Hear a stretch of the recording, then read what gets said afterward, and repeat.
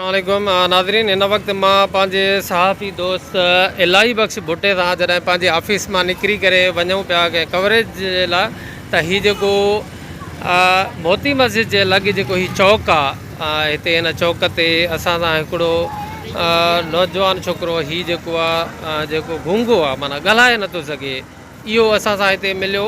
ऐं मूंखे त हैरत वठी वई त हीउ सम्झी वियो त हे सहाफ़ी आहिनि, माना हिन सां का नाजाइज़ी थी आहे।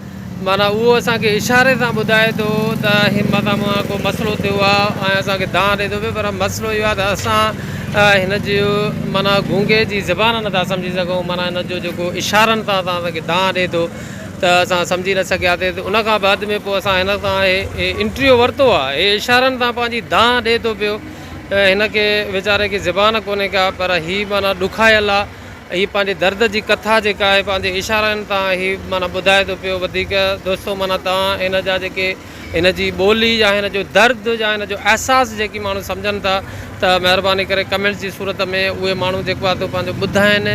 ऐं जेको मुंहिंजे ख़्याल में हीअ जेको दांह ॾिए थो पियो त मदई जी थाणे जे पुलिस वारनि जी का दांह ॾिए थो पियो, त उन्हनि का नाजाइज़ी कई आहे हिननि सां।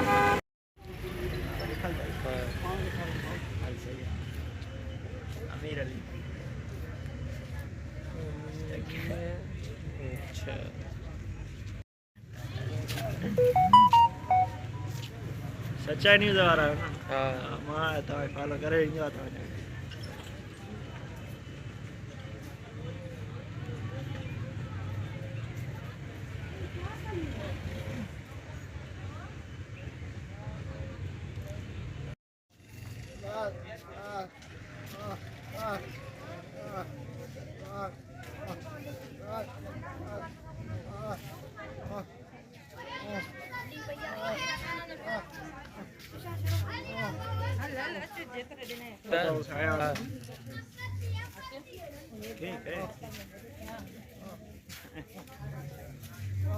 तो हीअं ज़ोर ॾींदो आहियां मां, ज़ोर ॾे करे मुंहिंजे ख़्याल में